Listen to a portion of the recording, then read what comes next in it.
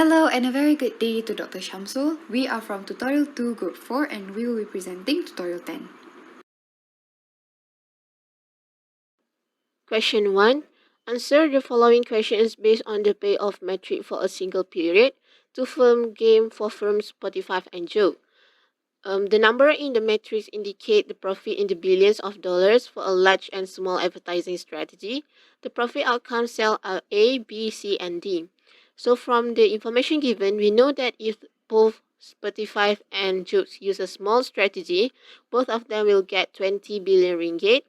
And if Spotify use small strategies and Jokes use large strategy, Jokes will get 25 billion ringgit and Spotify will get 0. And next, for the C cell, if Spotify use a large strategy and Jokes use a small strategy, Spotify will get 25 billion ringgit and Jokes will get 0. And the last one, for this cell, if both of Jokes and Spotify use a large strategy, both of them will get 15 billion ringgit. So I will answer the question A, B, C, and D in the next slide. Question 1A. Is the game a zero-sum game or a profit-sum game? So for Spotify, in the cell A, the profit outcomes that Spotify get is 20. Cell B is 0, cell C is 25, and cell D is 15. So if we'll total up all of the profit outcomes, Spotify will get 60 billion ringgit. Same as Jukes. In the cell A, Jukes will get 20, cell B is 25, cell C is 0, and cell D is 15. So if we total out, it also gets 60 billion ringgit. So in conclusion, this is a profit sum game because the sum of the two firms' profit outcomes is positive.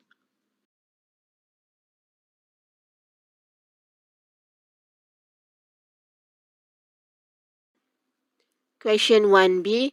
Which strategy are the dominant ones for Spotify and Jukes?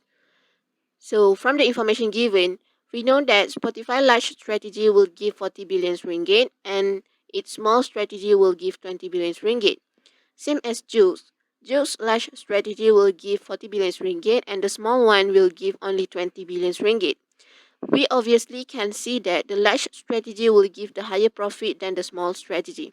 So Spotify large strategy is consequently its dominant strategy, and Jukes also conclude that its large advertiser strategy is its dominant strategy. Question 1C. What is the Nash equilibrium? So Nash equilibrium exists when both of firms do not want to deviate because both companies see their current strategy as optimal given the other firm's strategy choice. So for this case, Nash equilibrium occurs when both Spotify and Jukes play their dominant strategy, which is the large advertising strategy. And cell D is a Nash equilibrium because neither Jukes or Spotify will independently want to move away from the given other firm's strategy.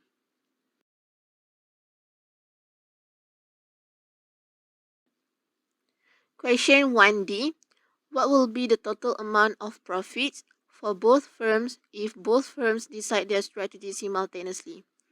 So if Spotify and Jokes decide their strategy simultaneously, they will use large advertising strategies because this strategy gives the best profit outcomes for both of them. So Spotify total amount of profits will be 15 billion ringgit, as well as Joe's total amount of profits also will be 15 billion ringgit. Next, question 2. The market shares of firms in 3 different industries are listed in the table below. Use this information to answer the questions below. So this is the information given by the questions, and I will answer the question A, B, and C in the next slide. Question 2A. What is the 4-firm concentration ratio for the industry above?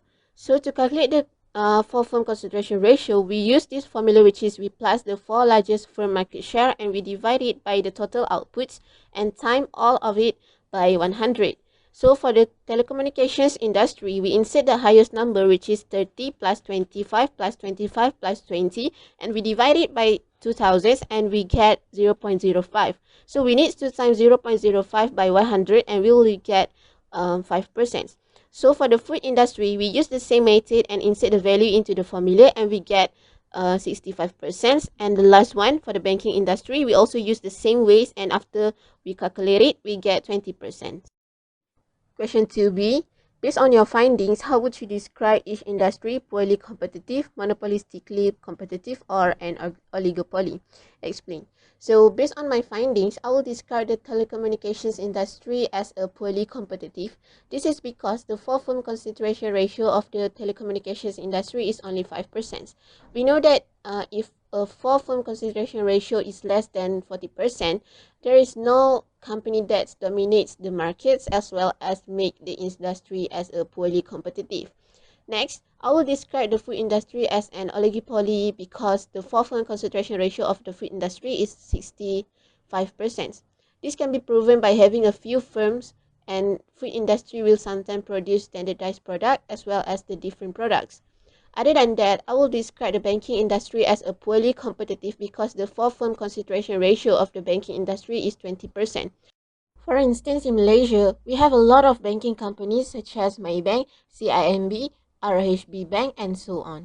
So there are a lot of firms in this industry and they provide the standardized product, which is banking. Question 2c. Based on the concentration ratio for the above industry, which industry would you expect to have the lowest Herfindahl index and the highest? So industry that I expect to have the lowest Herfindahl index based on the four-firm concentration ratio is the telecommunications industry. It is because the telecommunication industry has the lowest ratio, which is 5%. Next, I would like to expect the food industry will have the highest Herfindahl index due to the highest four-firm concentration ratio, which is 65%. So that's all from me. I will pass to the next presenter. Thank you. Next, let's discuss question 3. Discuss the market for gasoline and the Organization of Petroleum Exporting Countries, OPEC, role in determining the price. Can it be considered a cartel? First, let's discuss about market for gasoline role in determining the price. Oil prices are driven by many factors including supply and demand.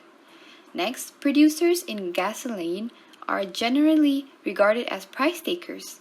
They respond to market prices rather than attempt to influence prices by managing production. As a result, the producers tend to produce at or near full capacity and so have little spare capacity. These are the cost disadvantages compared to OPEC. Next, let's discuss about market for OPEC role in determining the price. OPEC is a group consisting of 14 of the world's major oil exporting nations. It was founded in 1960 to coordinate the petroleum policies of its members and to provide member states with technical and economic aid. OPEC is a cartel that aims to manage the supply of oil in an effort to set the price of oil on the world market. Besides that, it avoids fluctuations that might affect the economies of both producing and purchasing countries. OPEC has considered power in the market due to members hold the majority of crude oil reserves. Therefore, OPEC has high incentive to maintain the price as high as possible. So, can it be considered a cartel?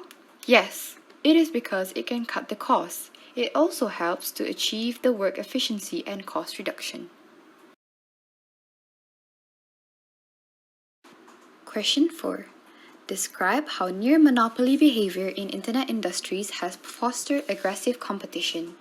Near monopoly behavior in internet industries has fostered aggressive competition due to how quick technology can be evolved in a short period of time. In addition, a reason for the aggressive competition is when the near monopoly already dominates its own sector, their only chance for major profit growth is to invade a rival sector. For an example, these internet industries such as Google, Facebook, Microsoft, Amazon, and Apple holds dominance in its own sector, which is search engine, social networking, PC operating systems, online shopping, and software. However, They have used the profits generated by its own near monopoly to try and steal business from one or more of other competitors. As an example, in 2015, Microsoft created its Bing search engine to compete with Google. It is shown that Microsoft is trying to invade the search engine sector to gain market share. In addition, Google launched Google+, which is Gmail and YouTube, to challenge the largest social networking website, Facebook. And by the late of 2012, Google Plus had 500 million total users and 235 million regular users, enough to complete credibility with Facebook. Now I'm going to question 5. Explain why there is an incentive to cheat in conducive oligopoly. How does such behavior threaten conducive oligopoly over time? Firstly, cartel is a group of business or nation that conduce to limit competition within an industry or market. Cartel members cooperate to set industry price and output. There is an incentive to cheat in conducive oligopoly because game theory indicates that cartels are inherently unstable. Each individual member has an incentive to cheat in order to make higher profit in the short run.